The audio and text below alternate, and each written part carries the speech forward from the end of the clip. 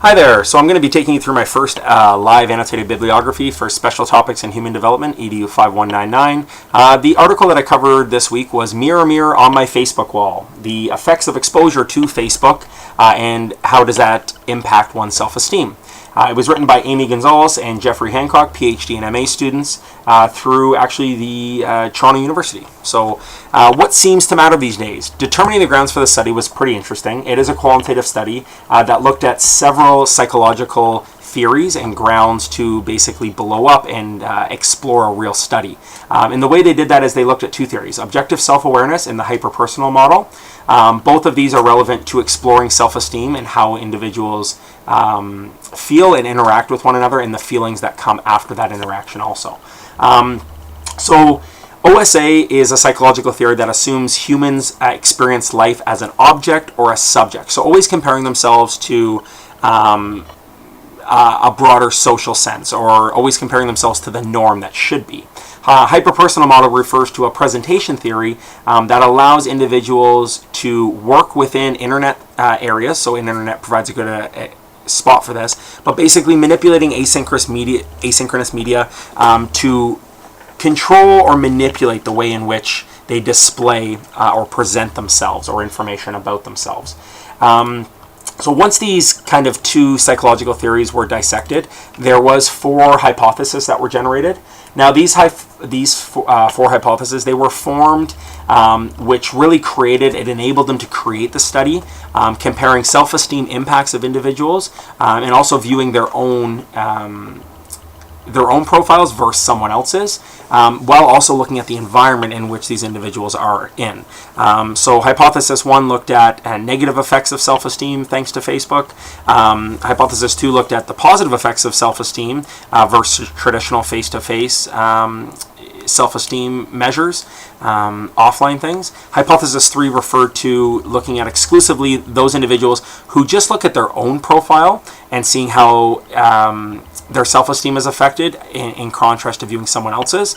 And participants in hypothesis 4, they basically were looking at this profile and making changes to it as they went through the experiment or through the study, and that also generated grounds for this study. So basically the purpose of the study is using the hypothesis that were generated following the theories. A study has been created to compare the effects of viewing one's Facebook over your own. So this study was created in 2011, and it looked at 47 females and 16 males, totaling 63. And these 63 individuals were divided into 3 separate groups. Each group contained 21 individuals, and they were actually put in front of a survey using the Rosenberg self-esteem scale. Not Rosenberg, sorry, there's a typo there. So from strongly disagreed to agree. And using 3 different controlled situations, they were actually asked to complete this survey, and the outcome of it was pretty interesting. So one was using an online platform like Facebook to complete it. An offline regular classroom, pen and paper method was for one, and the other offline was the same regular classroom, except there was a mirror put in front of these individuals to see if it gave any kind of if they would tap into any real kind of true self when answering this survey or respond in a different manner. The information was pretty interesting, and I'm just going to scroll past because this is the wrong order. So moderators of this instance could be the access to an online platform. How often are they using these platforms for social connections? What is their infrastructure or their connection like? So do they have a strong connection to the internet? Is that increasing or decreasing their efforts to socialize? And are they aware of any pre-existing mental health issues? Mediators could be, does the technology have access? Do the users have technology that can access these social spaces? How long have they been using them for? And what is their comfort level or their literacy with web spaces in general? So just scrolling back up to the conclusion kind of. So the conclusion did find that the internet has not created new motivation for self-presentations, but it has provided us with new tools to motivate and implement motives for others.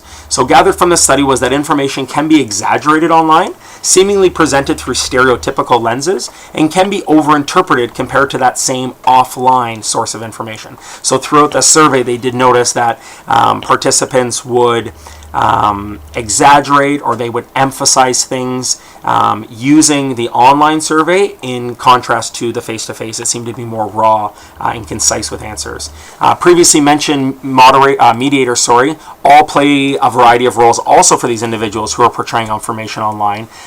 With that could come or not come gratifying and fulfilling individual entitlement. So basically, in the end, it has its pros and it has its cons, which I'm sure none of us are surprised with. What is surprising about it is that they really didn't look, unfortunately, at a couple different measures. So the nature in which the hypotheses were formed, it seemed to be a little bit unreliable. They looked at alike topics to form their theories, and they generated those hypothesis questions. And also, I didn't like how the survey didn't account for any ideal self versus actual self, so fake news versus real, with respect to updates or posts that participants were making online. I did find the study to be enlightening, as I have a great interest in this area of research and look forward to seeing other articles and journals that support this view. Thank you.